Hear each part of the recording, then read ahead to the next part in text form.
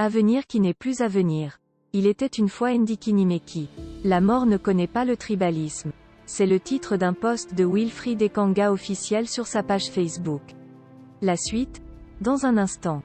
Cliquez sur le pouce bleu et activez la cloche de notification pour ne manquer aucune de nos futures publications. Voici les détails de son post dans son intégralité. Devant la mort, tout le monde est du même clan. Elle ne fait pas de tri entre Kamdem et Etundi, entre Ayoum et Ondua, entre Mustapha et Pagbe, ou entre Abesolo et Agbor. Voilà pourquoi lorsqu'on parle de développement, ce n'est pas dans l'intérêt d'une ethnie ou d'un parti politique. C'est au contraire parce que nous y gagnerions tous.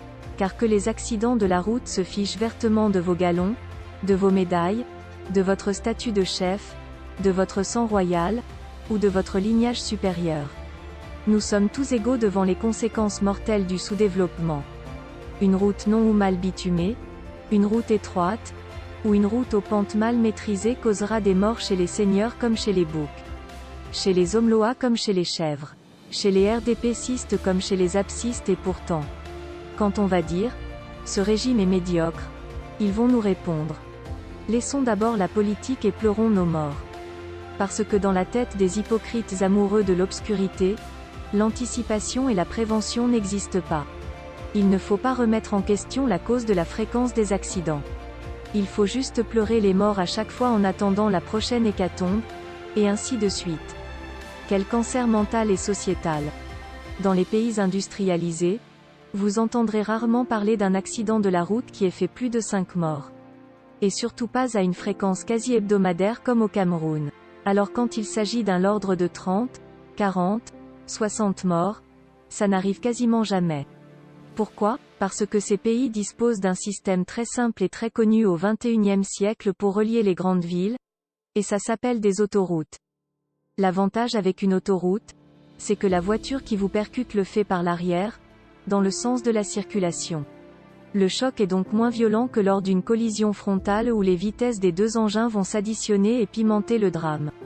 Sur une autoroute, vous n'allez pas obligatoirement finir dans le ravin en voulant esquiver un véhicule, puisque vous disposez de 2, 3, souvent 4, voies alternatives où vous rabattre. Rien à voir avec les cordes de terre, halo, axe lourd, que l'on possède au Cameroun, pays de grande gueule. Quand on leur dit, ce régime cannibale facture le kilomètre de route à 6 milliards et dilapide les fonds sans rien réaliser, ils nous ramènent sur des histoires de tribus et des ragots de bidonvilles pour créer la diversion. Comme si l'autoroute n'allait profiter qu'à certains et pas à d'autres, ou que les membres de certains partis étaient les seuls à périr lors des accidents, et que la mort opérait des choix. L'une des plus grandes prouesses de ce gang de bandits en cravate est d'avoir instauré l'analphabétisme politique. C'est-à-dire d'avoir créé des intellectuels réciteurs de cours, mais incapables de dénoncer le vol, le cynisme, la roublardise et l'injustice. Quand un pays cesse de réfléchir, il cesse de vivre. Voilà que sans la moindre autoroute dans le pays et alors que les cataclysmes routiers ne diminuent pas, on a prévu de vous construire 14 péages en 2 ans pour 230 millions d'euros, qui auraient été infiniment plus utiles ailleurs, et qui seront surfacturés. Alors que fait-on? On pleure nos morts et on se tait, comme de braves patriotes, ou alors on vous prévient déjà que vous êtes en train de mourir une deuxième fois? Il reste 4 jours à 2020, et le pire, c'est que les cordes de terre auront encore le temps de tuer. Mais bon, on meurt aussi à Paris, n'est-ce pas?